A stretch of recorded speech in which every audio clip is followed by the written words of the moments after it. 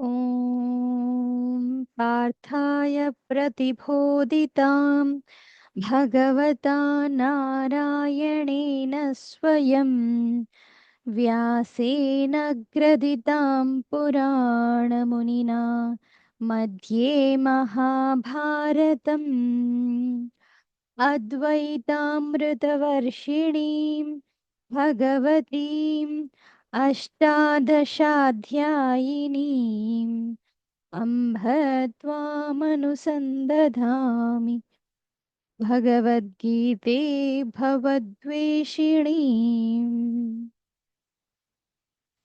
हरि ओम 7th chapter Bhagavad Gita చదువుతున్నాం.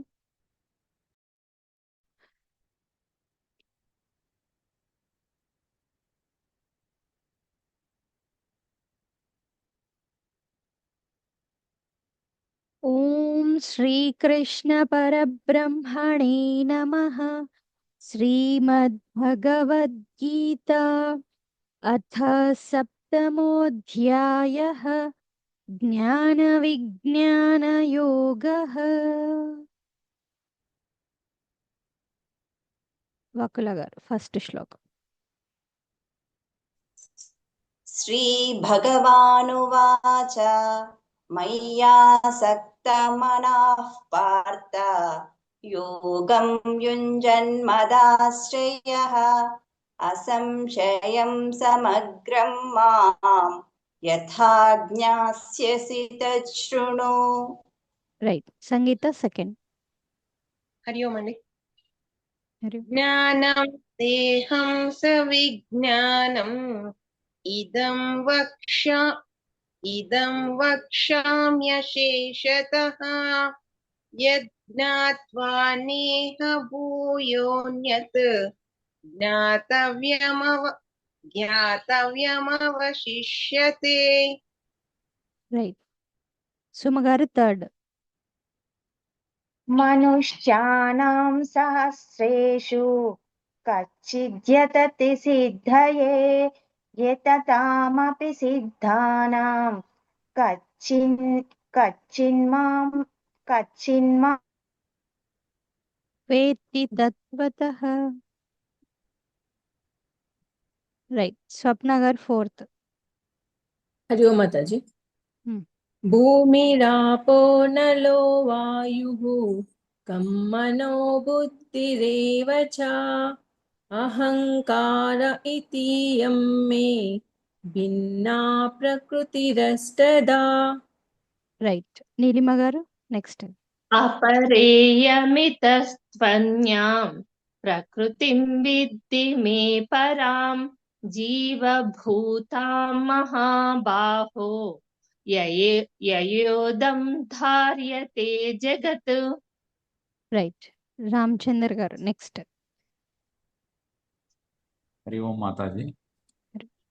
एतद्योनीनि भूतानि सर्वाणीत्युपधारय अहं कृत्स्नस्य जगतः प्रभवः प्रलयस्तथा. రైట్. ఈరోజు 7th శ్లోకం. మత్తః పరతరం నాన్యత్ న అన్యత్. మత్తః పరతరం నాన్యత్ కలిపేస్తే మత్తః పరతరం నాన్యత్. కించిత్ అస్తి ధనంజయ. కించిత్ ప్లస్ అస్తి ధనంజయ. కించిద్ అవుతుంది, కించిద్ అస్తి అవుతుంది. మయి సర్వం ఇదం ప్రోతం. మయి సర్వం ఇదం ప్రోతం. మయి సర్వమిదం ప్రోతం సూత్రే మణిగణ ఇవ. సూత్రే మణిగణ ఇవ. ఓకే. సో ఎట్లయితే ఒక దారం నుంచి అన్ని మణులు ఆ దారంలోకి ఎక్కించి ఒక గొలుసులాగా తయారు చేస్తాం కదా. సూత్రే అంటే దారం. ఇక్కడ అన్ని మణులు ఎట్లయితే ఒక గొలుసులాగా చేస్తామో అట్లాగా నా చేత మై సర్వమిదం ప్రోతం. సో నా ద్వారా ఈ ప్రపంచం అంతా కూడా, క్రియేషన్ అంతా కూడా అట్లాగా ఇన్వాల్వ్ అయ్యింది, అట్లాగా సృష్టించబడి ఉంది అన్నట్టు. అంటే అన్నింట్లల్లో నేను అట్లాగా ఉన్నాను అని చెప్తున్నాడు. నేను కాకుండా ఇంకా మత్తః పరతరం, నేను కాకుండా అన్యమైనది ఏది కించిత్ ఇంత కూడా లేదు ఓ ధనంజయ అని చెప్తున్నాడు. ఇది కూడా మంచి ఫేమస్ శ్లోకం. ఓకే, 7th చాప్టర్లో 7th శ్లోకం. రైట్. మత్తః పరతరం నాన్యత్ మత్తః పరతరం నాన్యత్ మత్తః పరతరం నాన్యత్ కించిదస్తి ధనంజయ కించిదస్తి ధనంజయ కించిదస్తి ధనంజయ మయి సర్వమిదం ప్రోతం మయి సర్వమిదం ప్రోతం మయి సర్వమిదం ప్రోతం సూత్రే మణిగణా ఇవ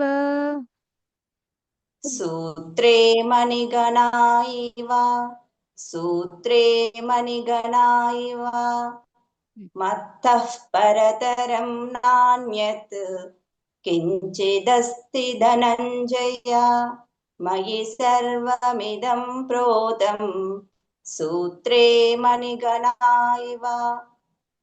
రామచంద్ర గారు. మత్తః పరతరం నాన్యత్ కించిదస్తి ధనంజయ మయి సర్వమిదం ప్రోతం సూత్రే మణిగణా ఇవ. సంగీత. మత్తః పరతరం నాన్యత్ కించిదస్తి ధనంజయ మయి సర్వమిదం ప్రోతం సూత్రే మణిగణా ఇవ. పావని.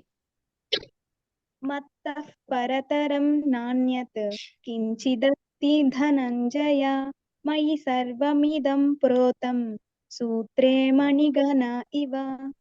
నాగలత. హరి ఓం మాతాజీ. మత్తః పరతరం నాన్యత్ కించిదస్తి ధనంజయ మయి సర్వమిదం ప్రోతం సూత్రే మణిగణా ఇవ. రైట్.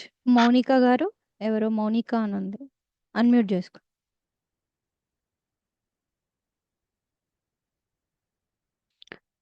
రాజమణి గారు.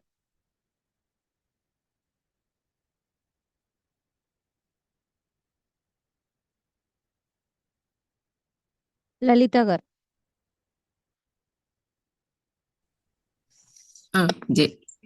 మత్తః పరతరం నాన్యత్ కించిదస్తి ధనంజయ మయి సర్వమిదం ప్రోతం సూత్రే మణిగణా ఇవ. రాజమణి గారు. మత్తః పరతరం నాన్యత్ కించిదస్తి ధనంజయ మయి సర్వమిదం ప్రోతం సూత్రే మణిగణా ఇవ. స్వప్న గారు.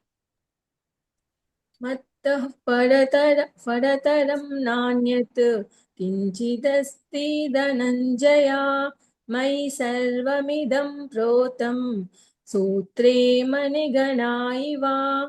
సుమ గారు. మత్తః పరతరం నాన్యత్ కించిదస్తి ధనంజయ మయి సర్వమిదం ప్రోతం సూత్రే మణిగణా ఇవ. రైట్. ఇది చాలా ఈజీ అండ్ ఇంపార్టెంట్ శ్లోకం. సో భగవంతుడు అంతటా నేను అనేదాన్ని చెప్తూ ఉన్నాడు ఈ విధంగా. ఓకే, యావత్ ప్రపంచంలో అన్నిట్లా ఇట్లాగా నేను ఇన్వాల్వ్ అయి ఉన్నాను అని. మత్తః పరతరం నాన్యత్. మత్తః. ఓకే, మత్తః పరతరం నాన్యత్ కించిదస్తి ధనంజయ మయి సర్వమిదం ప్రోతం సూత్రే మణిగణా ఇవ. నెక్స్ట్ శ్లోకం. రసోహమప్సు కౌంతేయ. రసోహం. రసః అహం. విడదీస్తే రసః అహం, మధ్యలో అవగ్రహ వస్తుంది. రసోహం అహం అప్సు. అప్సు అంటే వాటర్. కౌంతేయ. రస అహం అప్సు కౌంతేయ కలిపే చెప్తాం అది. రసోహమప్సు కౌంతేయ ప్రభా అస్మి. అస్మి నేను, నేను అయ్యున్నాను. ప్రభా వెలుతురు. శశి సూర్యయోః ప్రణవః సర్వవేదేషు. ఇక్కడ ఇంకొకటి కూడా, ప్రణవః సర్వవేదేషు విడదీస్తే వ పక్కన విసర్గ. కానీ కలిపేస్తున్నారు కాబట్టి ప్రణవ సర్వ వేదేషు. అప్పుడు మనం అక్కడ స్ట్రెస్ చేసి పలకాలి, పలికేటప్పుడు కూడా ఇది ప్రణవః అనేది రావాలన్నమాట. ప్రణవ సర్వ వేదేషు సాకి సావత్ వస్తుంది. ఓకే. దెన్ శబ్ద హే ఆకాశం, హే పౌరుషం నృషు. ఓకే. శబ్ద హే పౌరుషం నృషు. ఫ వస్తుంది కాబట్టి రావాలి. పా వస్తే ఎట్లయితే వస్తుందో ఖ వచ్చినప్పుడు ఇక్కడ రావాలి. శబ్ద హే పౌరుషం నృషు కొంచెం చేంజ్ అయితే తెలియాలి. ఓకే. రసోహమప్సు కౌంతేయ. రసోహమప్సు కౌంతేయ రసోహమప్సు కౌంతేయ ప్రభాస్మి శశి సూర్యయోః. ప్రభాస్మి శశి సూర్యయోః ప్రభాస్మి శశి సూర్యయోః ప్రణవః సర్వవేదేషు. ప్రణవః సర్వవేదేషు ప్రణవః సర్వవేదేషు. సెకండ్ కరెక్ట్ గా అన్నారు. శబ్దః హే పౌరుషం నృషు. శబ్దః కే పౌరుషం నృషు శబ్దః కే పౌరుషం నృషు రసోహమప్సు కౌంతేయ ప్రభాస్మి శశి సూర్యయోః ప్రణవః సర్వవేదేషు శబ్దః కే పౌరుషం నృషు. రైట్. శ్వేత గారు. హరి ఓం మాతాజీ.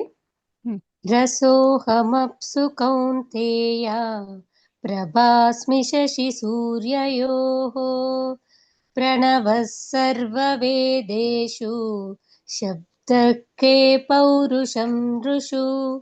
సెకండ్ లైన్ మళ్ళీ అనండి. ప్రభాస్మి శశి సూర్యయోః. శశి సూర్యయోః కలపాలి. యోకి విసర్గ కలిసి వచ్చేయాలి. యోహో కొంచెం అంత డిఫరెన్స్ అవసరం. ప్రభాస్మి శశి సూర్యయోః. ప్రభాస్మి శశి సూర్యయోః. యోహో అంటున్నారు. యోహో రెండు అక్షరాలు కాదు, యోహో. యోః. హేమలత గారు.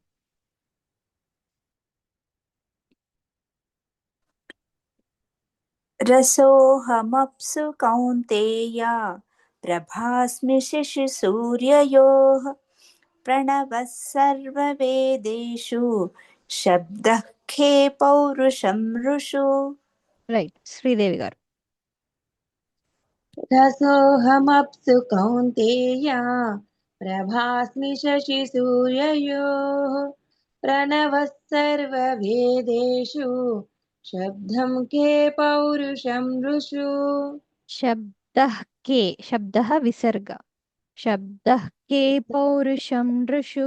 మళ్ళీ చెప్పండి. శబ్దః కే పౌరుషం నృషు. సుచరిత.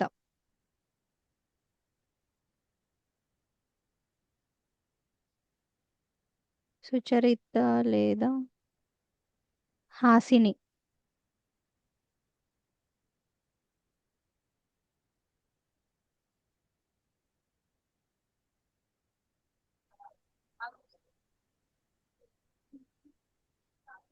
రసోహమస్పు కౌంతేయ ప్రభాస్తి శశి సూర్యయో ప్రణవః సర్వమేదేషు శబ్దకే పౌరుషం నృషు. నువ్వేం చేయాలంటే మన క్లాస్ స్టార్ట్ అవ్వక ముందు ఆర్ అయిపోయిన తర్వాత నాన్న జస్ట్ లెటర్స్ కరెక్ట్ గా చదవాలి ఫస్ట్. ఒక్కొక్క లెటర్ ని మైండ్ లో వేరేలాగా వస్తుంది. ఓకే హాసిని, కరెక్ట్ గా లెటర్స్ చదవాలి ఫస్ట్. ఏమున్నాయి మ్యూజిక్ మర్చిపో, అట్లీస్ట్ అక్షరం ఏముంది అనేదైనా కరెక్ట్ గా చదివిన తర్వాత దెన్ ట్యూన్ యాడ్ చేయు, దెన్ ఒత్తులు విసర్గలు అవన్నీ యాడ్ చేయు. సో ఒక్కొక్క లెటరే ఉల్టా అంటే ఏదో కొత్త లెటర్ తీసుకొస్తున్నావు, అది నీకు బాగా ప్రాక్టీస్ అవ్వాలి. ఓకే. ఆర్ తెలుగు కంప్లీట్గా ఏదన్నా క్లాస్ విను యూట్యూబ్లో తెలుగు అక్షరాలకు సంబంధించింది ఫుల్గా. రైట్. నీలిమ గారు. रसोऽहमप्सु कौन्तेय प्रभास्मि शशि सूर्ययो प्रणवः सर्ववेदेषु शब्दः के पौरुषं ऋषु. రైట్. రసోహమప్సు కౌంతేయ ప్రభాస్మి శశి సూర్యయోః ప్రణవः సర్వవేదేషు శబ్దః ఖే పౌరుషం నృషు. నెక్స్ట్. పుణ్యో గంధః పృథివ్యాం చ పుణ్యః గంధః పుణ్యో గంధః పృథివ్యాం చ గంధః ధ సెకండ్ ధ పృథివ్యాం చ పృథ్వీ తేజశ్చాస్మి విభావసౌ తేజః చ అస్మి తేజశ్చాస్మి షాకి చావద్దు. క్లియర్గా ఎవరైతే షా చ స అంటున్నారో వాళ్ళకి లాంగ్వేజ్ స్పష్టమైన అక్షరాలు పలకడం వస్తుంది. ఓకే. ష చ స నాలుగైటంటే అటు తిరుగుతుంది. ఇక్కడ షలు సాలు అన్ని మిక్స్ చేయకుండా సెపరేట్గా పలకగలగాలి. తేజశ్చాస్మి విభావసౌ జీవనం సర్వభూతేషు జీవనం సర్వభూతేషు తపశ్చాస్మి తపస్విషు తపః చ అస్మి తపశ్చాస్మి తపస్విషు. పుణ్యో గంధః పృథివ్యాం చ పుణ్యో గంధః పృథివ్యాం చ పుణ్యో గంధః పృథివ్యాం చ. పృథివ్యాం గ్యాప్ ఏమొద్దు, కలిపి పృథివ్యాం చ పృథివ్యాం చ తేజశ్చాస్మి విభావసౌ తేజశ్చాస్మి విభావసౌ తేజశ్చాస్మి విభావసౌ జీవనం సర్వభూతేషు జీవనం సర్వభూతేషు జీవనం సర్వభూతేషు తపశ్చాస్మి తపస్విషు తపశ్చాస్మి తపస్విషు తపశ్చాస్మి తపస్విషు. పుణ్యో గంధః పృథివ్యాం చ తేజశ్చాస్మి విభావసౌ జీవనం సర్వభూతేషు తపశ్చాస్మి తపస్విషు. ఒకటి పృథివ్యాం చ తీకి దీర్ఘం పడుతుంది, అవసరం లే. పుణ్యో గంధః పృథివ్యాం చ అంతే. రైట్. రామచంద్ర గారు. పుణ్యో గంధః పృథివ్యాం చ గంధః తర్వాత ప ఫ రావాలి. పుణ్యో గంధః పృథివ్యాం చ తేజశ్చాస్మి విభావసౌ జీవనం సర్వభూతేషు తపశ్చాస్మి తపస్విషు. సంగీత. పుణ్యో గంధః పృథివ్యాం చ తేజశ్చాస్మి విభావసౌ జీవనం సర్వభూతేషు తపశ్చాస్మి తపస్విషు. రైట్. స్వప్న గారు. పుణ్యో గంధః పృథివ్యాం చ తేజస్వాచాస్మి విభావసౌ జీవనం సర్వభూతేషు తపశ్చాస్మి తపస్విషు. మళ్ళీ లాస్ట్ లైన్. తపశ్చాస్మి తపస్విషు తపశ్చాస్మి తపస్విషు. పావని. పుణ్యో గంధః పృథివ్యాం చ తేజశ్చాస్మి విభావసౌ జీవనం సర్వభూతేషు तपश्चास्मि तपस्विषु। రైట్, నాగలత. पुण्यो गन्धः पृथिव्यां च तेजश्चास्मि विभावसौ जीवनं सर्वभूतेषु तपश्चास्मि तपस्विषु। రైట్, నీలిమ గారు. पुण्यो गन्धः पृथिव्यां च तेजश्चास्मि विभावसौ जीवनं सर्वभूतेषु तपश्चास्मि तपस्विषु। సుమ గారు.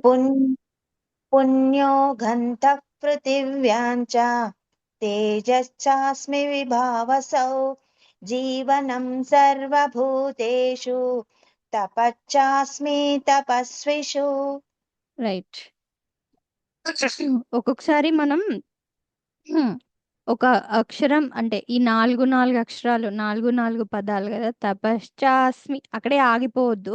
తపశ్చాస్మి తపస్విషు అవసరం లేకుండా దాన్ని స్ట్రెస్ చేయాల్సిన అవసరం లేదు. అవసరం ఉండదు ఒక్కొక్కసారి. పుణ్యో గంధః పృథివ్యాం చ ఒక స్టైల్ పట్టుకోండి అంతే. అది ఈ ట్యూనా ఇంకా ఏ ట్యూన్ అయినా కావచ్చు. ఎక్కడ ఒక పదాన్ని స్ట్రెస్ చేయడం, స్ట్రెస్ ఎందుకు వస్తుందంటే దానికి విసర్గా ఉన్నప్పుడు అన్నమాట. ఓకే, పుణ్యో గంధః పృథివ్యాం చ తేజశ్చాస్మి విభావసౌ. అండ్ ఇంకోటి చదువుతున్నప్పుడు మనకి అందుకే మీనింగ్ కూడా తెలుస్తుంటే, పదఛేదం తెలిసి దాని వర్డ్ మీనింగ్ తెలుస్తుంటే ఇంకా క్లారిటీ వస్తుంటది ఏది ఎక్కడ వరకే చదవాలి అని. తేజశ్చాస్మి విభావసౌ నార్మల్గానే చదువుతున్నాం, కానీ పుణ్యో గంధః పృథివ్యాం చ కొంచెం స్ట్రెస్. సో ఏమవుతుందంటే మీనింగ్ ఎక్కడి వరకు అంటే ఒక పదాన్ని కలిపితే ఆ మీనింగ్ వస్తుందో అదంతా కలిపి చెప్తూ ఉంటాం అన్నమాట. సంస్కృతం కూడా కొంచెం టచ్ ఉంటుంటే బాగుంటది. జీవనం సర్వభూతేషు తపశ్చాస్మి తపస్విషు. లలిత సహస్రనామాలు చదువుతారా మీరందరూ? నాకెందుకో ఇది చూస్తుంటే లలిత కూడా చెప్పాలేమో అంత క్లియర్గా అనిపిస్తుంది. అందులో ఇంకా ఇంకా ఎక్కువ సంస్కృత పదాలు, పదచ్ఛేదాలు ఇవన్నీ ఉంటాయి. క్లియర్గా చెప్పగలగాలి లలిత సహస్రం. ఎందుకంటే గీత కంటే ఎక్కువ యూజువల్గా లలిత పారాయణమే చేస్తూ ఉంటారు, కాబట్టి అందులో ఎక్కువ మిస్టేక్స్ రాకుండా ఉండాలి. నెక్స్ట్, బీజం మాం సర్వభూతానాం, బీజం మాం సర్వభూతానాం విద్ధి పార్థ సనాతనం, విద్ధి పార్థ సనాతనం. బుద్ధిర్బుద్ధిమతామస్మి, బుద్ధి బుద్ధిమతామస్మి. ఓకే, ఈ 2 బుద్ధిలు వస్తాయి ఇక్కడ. 2 బుద్ధి అంటే ఒకటి బుద్ధిలో బుద్ధినై ఉన్నాను అన్నట్టు. బుద్ధి బుద్ధిమతాన్ అస్మి, అస్మి అన్నిట్లలో అయి ఉన్నాను నేను అని. ఓకే, ఇక్కడ అన్నిట్లలో అంటే పైన చెప్పినట్టు శశి సూర్యయోహో, సూర్యుడు చంద్రుల్లో తేజస్ అయి ఉన్నాను, అట్లాగా అన్నిట్లలో నేనే అయి ఉన్నాను అన్నాడు కదా. సూత్రే మణిగణ ఇవ, ఆ దారం ఎట్లయితే ఆ పూసలలో అన్నిట్లలో ఇన్వాల్వ్ అయ్యి ఉందో నేను అలాగే ఇన్వాల్వ్ అయి ఉన్నాను. అట్లా బుద్ధి బుద్ధిమతాన్ అస్మి.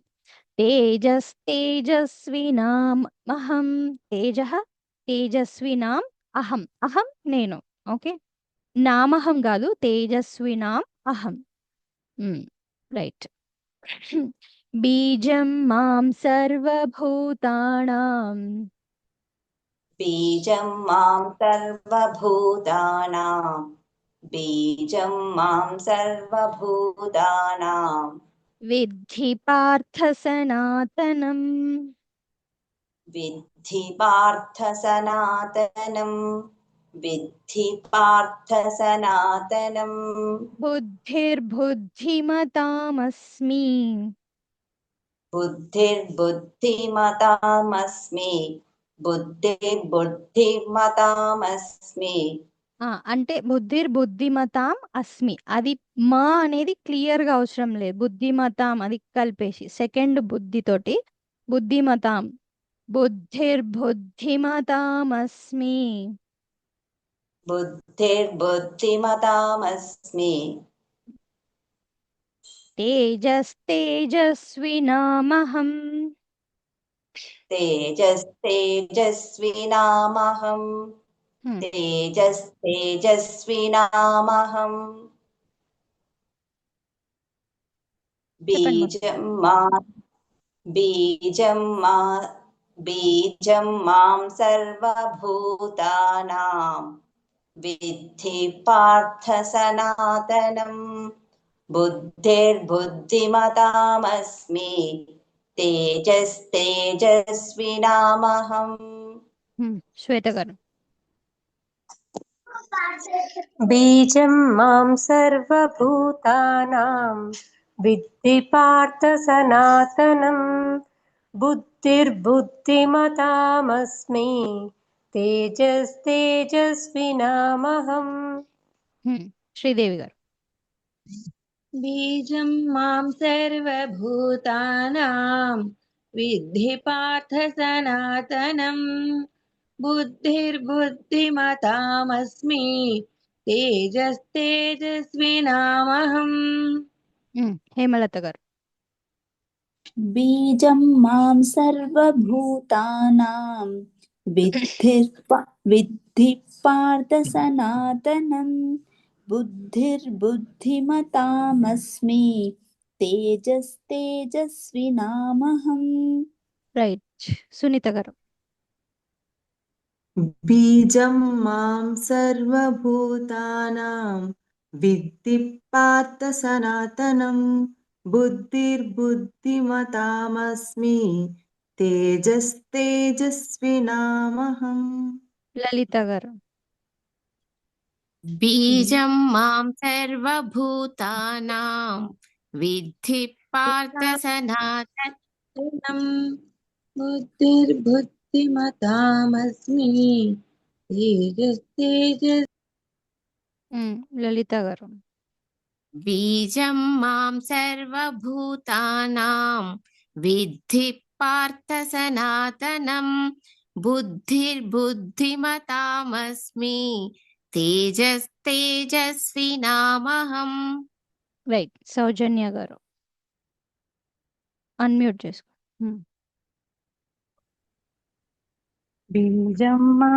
बीजं मां सर्वभूतानां विद्धि पार्थ सनातनं बुद्धिर्बुद्धिमतामस्मि నేను ఇప్పుడు మాతాజీ పర్లేదు ట్రై నేను చేయండి ట్రై చేయండి తేజస్వినామహం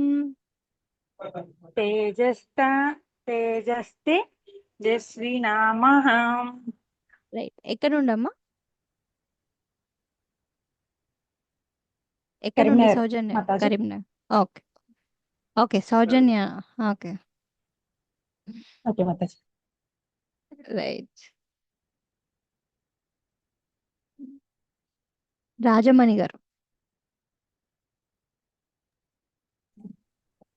बीजं मां सर्वभूतानां विद्धि पार्थ सनातनं बुद्धिर्बुद्धिमतामस्मि तेजस्तेजस्विनामहम् రైట్ బీజం మాం సర్వభూతానాం విద్ధి పార్థ సనాతనం బుద్ధిర్బుద్ధిమతామస్మి తేజస్తేజస్వినామహం నెక్స్ట్ శ్లోక బలం బలవతాం చాహం బలం బలవతాం చ అహం కామరాగవివర్జితం ఇదంతా ఒకటే పదం కామరాగవివర్జితం బలవంతులలో బలన్నై ఉన్నాను కామ రాగాలు లేకుండా ఉన్నాను వివర్జితం లేదు అవి నాలో లేవు ధర్మా విరుద్ధో భూతేషు ధర్మ అవిరుద్ధ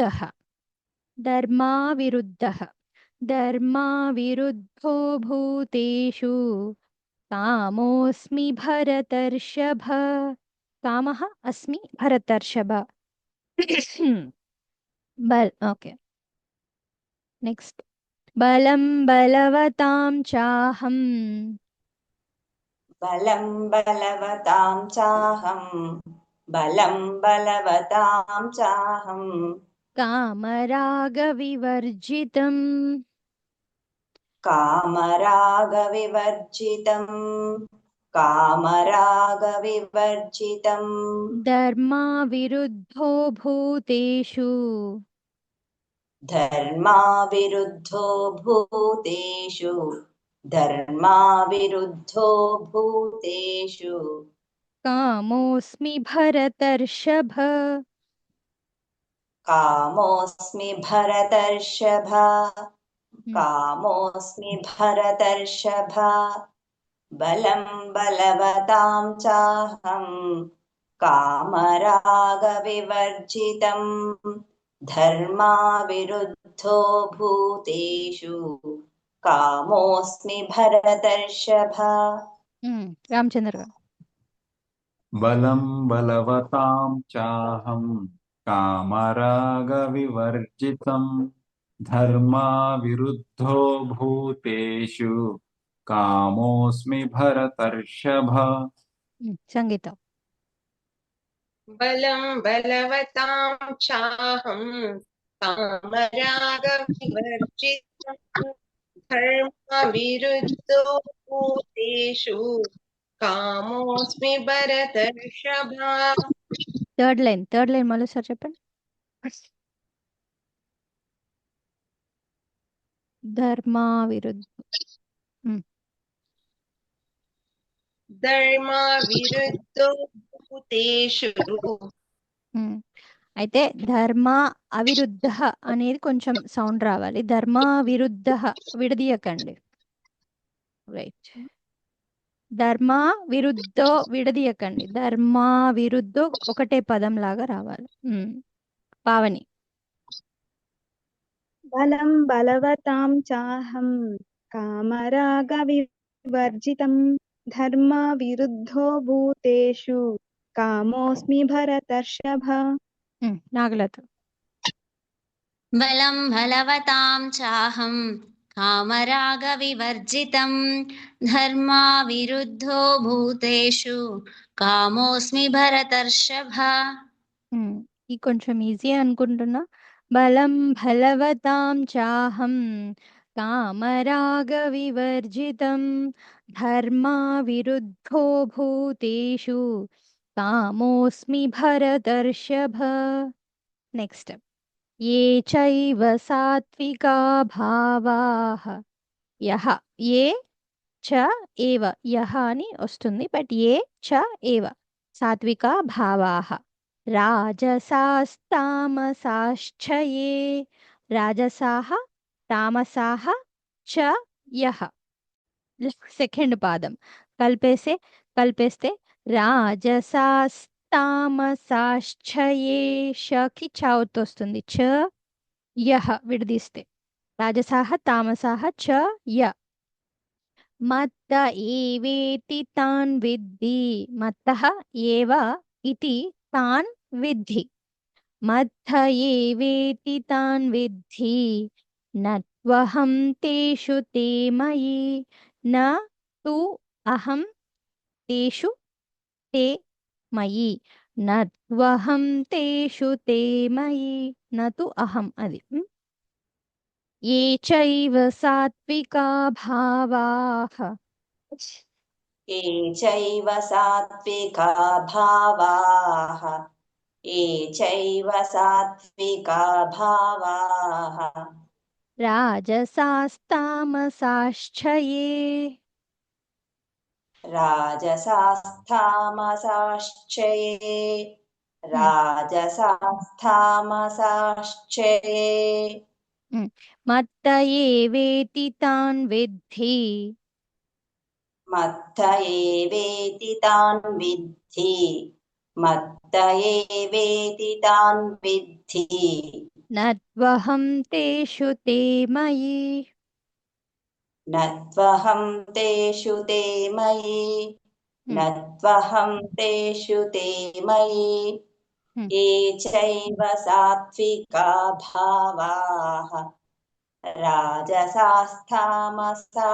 ये మత్త ఏవేతి తాన్ విద్ధి నత్వహం తేషు తే మయి. శ్వేత. ये चैव सात्विका भावाः राजसामसाश्च ये मत्त एवेति तान् विद्धि न त्वहं तेषु ते मयि. హేమలత గారు.